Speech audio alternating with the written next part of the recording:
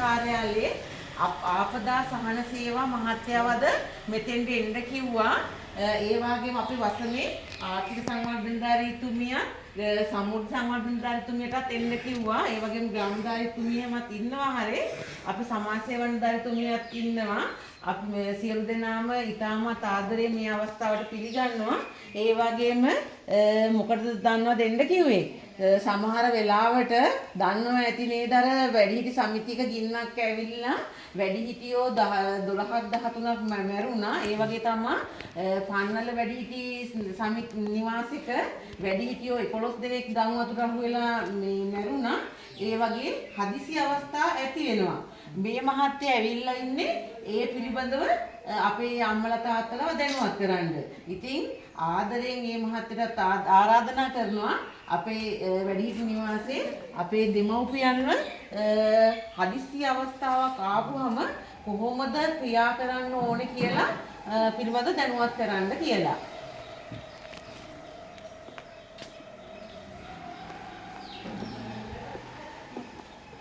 අයිබෝන් ඔක්කොම.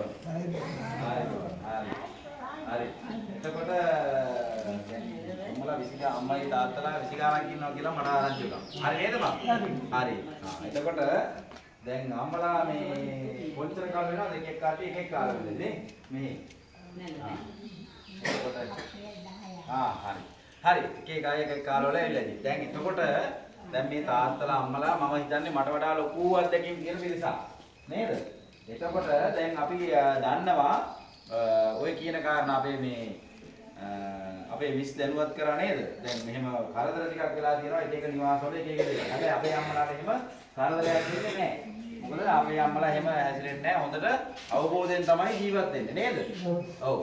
ඒ නිසා දැන් අපි ගත්තොත් එහෙම මේ වගේ තැනකට අපි දැන් මුහුණ දෙන්න වෙන ආපදා මොන වගේ දේවල්ද තියෙන්නේ මේ ටිකක් කියන්න බලන්න. මෙහෙ මොන වගේ ආපදාද තියෙන්නේ මේ පැත්තේ? මේ හරිය මොකවත් නැහැ. හැබැයි මෙහි වෙන්න පුළුවන් දේවල් තියෙනව නේද? ඔව් මොනවද තියෙන්නේ? නිකන් සාමාන්‍යයෙන් ඇති වෙන්න පුළුවන් දේවල්. දැන් අර නිවාසෙට ගම් වතුර ආවා. ඒක ගඟක ආශ්‍රිතව තියෙන්නේ. දැන් අර අනිත් එකට මොකද උනේ? ඒකේ ගින්නක් ඇති වුණා. දැන් අපිටත් ඒ වගේ ගින්නක් නම් ඇති වෙන්න පුළුවන් නේද? ගින්නක් ඇති වෙන්න පුළුවන් නේ? වෙන්නේ නැහැ. අපි වෙන්නේ නැහැ. වෙන්නේ නැත්තරට අපි වැඩ කරන්න ඕනේ නේද? හැබැයි ඒ වගේ දෙයක් වෙන්න පුළුවන් නේද? පුළුවන් නේ. දැන් අපි හිතන්නේ නැති දේවල් දැන් මිදුළු කාන්දුවක් එන්න පුළුවන් නේද? අකුණු සරක් වැදිලා වෙන කරන්ට් එකකට ගිහිල්ලා ඒකේ මොන හරි පුළු ගොඩක් තිබලා දිගට එකතු වෙන්න පුළුවන්. එහෙම දේවල් වෙන්න පුළුවන් නේද? තාත්තට පුළුවන් නේද එහෙම තාත්තලා? පුළුවන් නේ. එතකොට තව තියෙනවා. තව මොනවාද? අපි ලිපපාත්තු කරනවා. නේද? ලිපාශ්‍රිතව මොන හරි තව දේවල් අපිත් කරනවා. ඔයාලත් මේ කරන අයට අමතරව කරන්න යන්න පුළුවන් නේ. අපි අනවශ්‍ය දේවල් වලට ඇදහියක් දෙන්නේ නැති වෙන්න ඉන්නවා. ඒක හරි. නමුත් වෙලාවකට අපිට හිතෙනවා මේ ලිප ටිකක් තුට්ටක් මේවා කරන්න ඕනේ කියලා. පත්තු කරන්න ඕනේ කියලා. නේ අර තියෙන අපි පැත්තේ නම් තියෙන ඔට්ටපාලු නේද? ඔට්ටපාලු කියන්නේ මොනවද? දන්නවනේ රබර් කිරි වලින් ඒ වගේ ඒවා ටිකක් වැඩිපුර කිරි ආවලුවොත් ගොඩාක් කිරි ගන්නවා. ඒවා නවත්තන්න බෑ. ඒ වගේ භූමිතල් වගේ දේවල් තියෙනවා නම් අපි හිතනවා ලිප පත්තු කරන්න භූමිතල් ප්‍රමාණය දාන්න ඕනේ කියලා. දැන් ඒ වගේ ප්‍රමාණය වැඩියෙන් දැම්මොත් මොකද වෙන්නේ? ගින්නක් ගන්න පුළුවන්. ඒ වගේම තව දේවල් තියෙනවා. ගෑස් එක පාවිච්චි කරනවද දන්නේ නැහැ ඔයා? පාවිච්චි කරනවද? නැහැ. ගෑස් පාවිච්චි කරන්නේ නැහැ. තාත්තලා අම්මලා පාවිච්චි කරන්නේ නැහැ. අපේ උයලා කරලා දෙනව නේද? සියල්ල. එතකොට මේ වගේ දේවල් වලට පාවිච්චි වෙන හැබැයි අපි කරන්න ඕන මොනවද? මේ වගේ තැනකදී දැන් අපි හිතමුකෝ අනවශ්‍ය ගින්නක් මොන හරි තියනවද කියලා. නේ? දැන් අපේ අම්මලා තාත්තලාට හොඳට අත්දැකීම් තියෙනවා. නමුත් අනවශ්‍ය ගින්නක් මොන හරි තියනවනම් අපි මේ ලොකුවට ගින්න යනවනම් අපි මොකද කරන්න ඕනේ? එතනින් අපිට පුළුවන් ප්‍රමාණයක් තියෙනවා අපි නිවන්න කියලා කමක් නැහැ. හැබැයි ඉවත් වෙන්න ඕනේ නම් ටක් ගාලා අපි කරන්නේ මොකද? ටක් ගාලා ඉවත් වෙන්න. අපි දැන් ඉස්සරහට හදනවා මේක සැලැස්ම. මොකද්ද? මොකක්ද හදන්නේ? සැලැස්ම කරනවා. සැලැස්ම කියන්නේ මොකද්ද? අපේ අම්මලාට තාත්තලාට හදිසියක් වුණොත් අපි හිතනවා දැන් මොන හරි හදිසියක්. ඒතර අපි මොකක් හරි දැන් අපි ඉස්සරහට කියලා දෙනවා. මේ අපි මේ වගේ සද්දයක් දානවා. එතකොට අපේ පාලකතුමී ඉන්නවා, සභාපතිතුමී ඉන්නවා. මේ නේද? අයිති මේකේ ඉන්න අය ඉන්නවා. එතකොට ඔයාලට දෙනවා මේ වගේ සද්දයක්. අපි හිතමුකෝ මේ ශරීරය අපි කියන සද්දයක්. මොකක් හරි නැත්තම් ගාන්ටාරයක් වගේ ලොකු එකකට ගහන සද්දයක්. ඒ වගේ එකක් ගහනකොට ටක් ගාලා මොකද අපි කරන්න ඕනේ? අපිට පිටත් වෙන්න තියෙන ලේසිම දොර තියෙනවා. දැන් අපි ඉස්සරහට පුළුවන් නැත්තම් මෙතනින් ගත්තොත් මෙතනින් එළියට යන්න පුළුවන් නේද? ඒ වගේ එළියට යන්න පුළුවන් ටික අපි ලකුණු කරලා ඒ තැන් වලින් එළියට යනවා. නැත්නම් ඇතුලේ හිටියොත් මොකද වෙන්නේ? ඔව් පිච්චෙනවනේ. අපි ගින්නක් ඇති වුණොත් පිච්චෙනවා. නැත්නම් වෙන දෙයක් වුණා ගෑස් පුරවුවොත් ඒත් වෙන දෙයක් වෙන්න පුළුවන්. ඒ වගේ තව මේ තව දෙයක් තියෙනවා. දැන් ඒ වගේම තමත් තව එකක් තියෙනවා. මොකද්ද ගින්නක් ඇති වෙනවා වගේම ඕන දෙයක් ඇති වෙන්න පුළුවන් දේවල් ටිකක් තියෙනවා. මොනවාද? පිපිරීම් ඇති වෙන්න පුළුවන්. තව මොනවාද? අහසෙන් එන්නේ මොනවාද අපිට? විදුලිය අකුණු වෙන්න පුළුවන් නේද? එතකොට දැන් අපි හිතනවා පොඩි අයට විතර අකුණු ගන්නනේ දැන් ලොකු අයට වෙලේ වැඩි විතර අකුණු ගන්න එහෙම එකක් තියනවද? එහෙම නැහැ. ඕනෑම එලිමහන් තැනක අපි ගත්තොත් එහෙනම් මෙතන මේ මිදුල තියෙනවනේ. මේ මිදුලේ හිටියත් අකුණක් වදින්න පුළුවන්ද බැරිද? පුළුවන් නේ. අපි මං කියන්නේ මේ දැන් ගින්නකින් අපි මේවා වෙනවට අමතරව අපි දැන් මේ එලිමහනේ ඉන්නවනේ මේ එලිමහනේ අකුණු සරක් වදින්න පුළුවන්. ඒ නිසා සාමාන්‍ය වර්ෂාපතනයත් අර දෙකත් අතර ඔයාලා දන්නවා තාත්තලා දන්නවා ඒක දැන් අපිට මට වඩා දන්නවනේ. අකුණු සර වදින්න දැන් වැඩිපුරම තියෙන අර දැඩි ලෙස වහින වෙලාව නෙමෙයි. අර වහින එකයි වැස්සයි මේ කුලඟයි අර තියෙන අවස්ථාවක් තියෙනවා ටිකක්. වැස්ස පටන් ගන්න කලින් සංඥාව දෙන වෙලාව. ඒ වෙලාවට අකුණු සර වලින්ද තියෙන වපසන්නේ නැත්නම් තියෙන බලපෑම වැඩි. එතකොට ඒ නිසා අපි කරන්න ඕනේ ඒ වගේ වෙලාවට අපි යන්න හොඳ නැහැ එළියට. එළියට යන්න හොඳ නැද්ද? ඒ වගේ වෙලාවට යන්න හොඳ නැහැ. අපි වැඩි හිටියෝ ඒ නිසා අපිට අකුණු වදින්නේ නැහැ. එහෙමද? එහෙම නැහැනේ. නෑ. ඒකෝර මේ ළඟද ඔයාලා දන්නවා මෙතන මේ පිටිපස්සේ අකුණු සරක් යනවා මේ ළඟදී මැරුණා කියන්නේ මේ ගල් කැටි කොටස. ඒ මාව කරලා තියෙන්නේ වැස්ස වෙලාවට ගිහිල්ලා ගහක් යටට ගිහිල්ලා. වෙලේ වැඩ කරගෙන ඉඳලා ගහට ගිහින් හේත් වෙලා තියෙනවා. ගහේ පොතු එහෙම ගැලවිලා තිබුණා මම මෙතන ගියා. ඉතින් ඒ ගියපු එකෙන් මොකද උනේ? එයා අකුණු ගැහුවේ ගහට. ගහ අකුණේ සැරට එයා මැරුණා. ඉතින් ඒ නිසා දැන් අපි හිතනවා බෝ ගහ ගාවට බෝ ගහට අකුණු ගහන්නේ නැහැ. නමුත් ගස් වලට අකුණු ගහන්න පුළුවන්ද නැද්ද? ඕනෑම ගහකට අකුණු ගහන්න පුළුවන්. ඒතකොට අපි කරන්න ඕනේ ඒ වගේ අවස්ථාවක වහලයක් තියෙන තැනකට යන්න ඕනේ. ඒවල දන්නව නේද? අම්මලා දන්නවනේ මේක ඇතුළේ වල ඉන්න කොහමද ඇතුළට වෙලා ඉන්න එක තමයි වඩා හොඳ. ඒ කියන්නේ අකුණු සැර වෙලාවට අපි එළිය යන්න හොඳ නැහැ කියන එක තමයි මම මේ කියන්නේ. එතකොට ඒක මේ පොඩි අයට විතරක් අදාළයිද? නෑ. වැඩි හිටි අපිටත් අදාළයි. එළියට යන්න හොඳ නැහැ ඒ වගේ. ඒ වගේම තව තියෙනවා මෙහි අනුතුරු තියෙන තැන්. දැන් මෙහි ඇතුළේ ඉන්නකොටදී ඔය හිතේදී වෙනවා නේද? ඔය සාතුටෙන් ඉන්න ඒ වගේම දැන් ඔය අතන අඳුර ඉතින් අපේ පොඩි පොඩි ඔය දැන් කට්ටිය ඉන්නේ එහෙමනේ. පිටින් නැති වෙනවා. දෙන්නත් තුන්දෙනා තරහ වෙනවා. එහෙම කියලා වෙලා අපි මොනවා හරි අපිට කරගන්න ඕනේ. නැත්නම් අපි ගිහිල්ලා මෙහෙම කරගන්නවා කියලා ඔය ලින්ක් වලට එහෙම එපෙන්න යනවද? අයින් යනවද? එහෙම කරන්න ඕනේද? නෑ නෑ. ඒව කරන්නේ නෑ නේද? එහෙම කරන්න හොඳ නෑ. ඒකෝනේ ඒ වගේම තමයි මේ වැටෙන් එළියට යනවා නම් නේද? වැටෙන් එළියට යන්නේ නෑනේ ඔයාලා. වැටෙන් එළියට යනවා නම් දැනගෙන යන්න ඕනේ. ඒ කියන්නේ අපේ මේ සභාපතිතුමිය නැත්නම් පාලකතුමියට කියන්න ඕනේ මම දැන් බෝධියට වදින්න යනවා. මම මෙතනින් යනවා නම් ඒ හැම මොහොතකම එළියට යන්න එපා. මොනම හේතුවකටවත්. ඒ හැම වෙලාවකම වෙන්නේ මොන හරි වෙන්නේ අපිට කරදරයක්. දැන් අපිට බැරි. අපි පොඩි ළමයි වගේ වෙලා ඉන්නේ. තාම මටත් තියෙන අවුරුදු 10ක් 15ක් තමයි පොඩි ළමයෙක් වෙන්නේ. නේද? දැන් වැඩි හිටියෝ වෙලා අපි පොඩි ළමයි වගේ වෙලා අපිට සමහර දේවල් අපිට පුළුවන් ප්‍රමාණයට කරගන්න බෑ නේද? දැන් අපිට හිතන විදිහට එකපාරක් දුවන්න හිතනකොට අපිට දුවන්න බෑනේ දැන්. පුළුවන් කට්ටියදී මට වඩා වේගෙන් දුවන්න. නේද? ඒ වුණාට අපි කරන්න ඕන දේවල් හැම වෙලේම ඒතකොට තමයි අර දැන් කියන්නේ කල්පනාකරණය කරගන්න ඕනේ අපි වැඩ ටික කරගන්න ඕනේ. කෑම කනකොට පිළිවෙලට යන්න ඕනේ. ඒ ටික කරගෙන ওই වගේ හදිසි අවස්ථාවක් වුණොත් ටක් ගාලා දුවන්න නෙවෙයි. දුවන එක නෙමෙයි කරන්න ඕනේ. අපි පිළිවෙලට ඉවත් වෙන්න ඕනේ. දුවන්න ගියොත් මොකද වෙන්නේ? හදිසියේ දුවන්න ගියොත් වෙන්නේ කකුල් දෙක පැටලලා වැටෙන්න පුළුවන්. ඒ නිසා පිළිවෙලට ඉන්න දැන් අපි හිතමුකෝ මේ දොර ඇරලා තියෙනවා. මේ දොරෙන් විතර ඔක්කොම යනවා. දැන් අර දොර අරගන්න පුළුවන්කම තියෙද්දි පිටිපස්සේ ඒක අරින්නේ නැහැ කවුරු.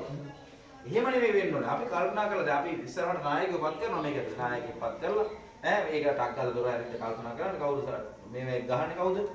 හරියට සයිරන් එක ගහන්නේ කවුද? ඒ කියන්නේ සයිරන් එක කියන්නේ මොකක් හරි බෙල් එක හරි යකඩයකට තට්ටු කරන එක හරි කරන්නේ කවුද? ටක් ගාලා දැනුවත් මේ ලොකු ගින්නක් එනවා. මෙට්ටෝ වලට ගිනි ගන්නවා. ඒක ටක් ගාලා අපි කරනවා ටක් ගාලා ගිහිල්ලා අරකට ගහන්න ඕනේ. එක්කෙනෙක් අපි දැන් අපි පාලකතුමිය හරි කෙනෙක් ගහනවා. අපි රියසල් එකක් කරලා බලමු. අපි එකක් කරලා බලමු. ප්‍රායෝගික එකක් කරලා බලමු. ඉතින් කරලා අපි කරන්න ඕනේ මේ වගේ අවස්ථාවක මේ වගේ වැළගෙන්න. දැන් එතකොට දැන් අපිට මෙහෙට ගම් වතුර එන්නේ නැහැ. හැබැයි මේ වෙල් වල නම් වතුර යනවා. නමුත් මේ මෙහෙට කරන්නේ නැහැ. අපි දන්න විදිහට මෙහෙ එහෙම මේ ආපදා ප්‍රත්‍යක්ෂය ආපදා හානියක් නැහැ මේ හරි. ඒක ඉතින් වාසනාවක්. ඉතින් ඒ නිසා ඉතින් මම ඔය කෙටි දැනුවත් කිරීමක් කරේ. දැන් මම කියව කාරණා තේරුණාද? තේරුණා නේද? එතකොට ඇතුළේදී හොඳට ඉන්න ඕනේ කියලා. ඒ කියන්නේ අපි කරගන්න ඕනේ හැම මොහොතකම හොඳ පැත්තට අපි වැඩ ටික කරගන්නේ. නේද? අපිට ඉස්සර තරම් බෑ දැන්. නේද? ඉස්සර තරම් දඟලන්න බෑ. මටත් බෑ ඇත්තටම.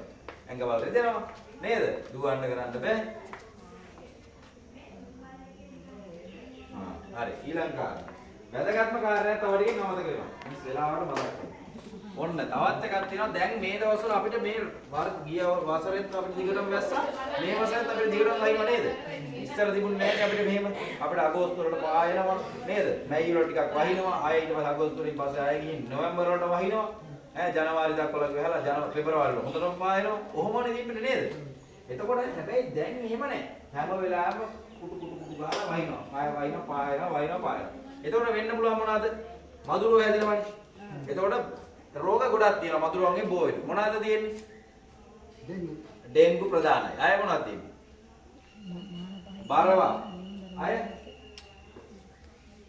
උණ විවිධ උණ වර්ග තියෙනවා. එතකොට ඔය උණ වර්ග දෙන ඉතින් ඒ නිසා ඔයාලට දැන් අපි අම්මලාට තාත්තලාට අපි කෑම බීම හම් වෙනවනේ. නේද? දැන් කෑම බීම හම් වෙනවා, යෝගට් හම් වෙනවා. අර මම ඒ වගේ අපි ගත්තොත් එහෙම යෝගට් කෝප්ප ගත්තාම නැත්නම් ප්ලාස්ටික් බීම වර්ග බෝතල් හම් වෙච්චහම.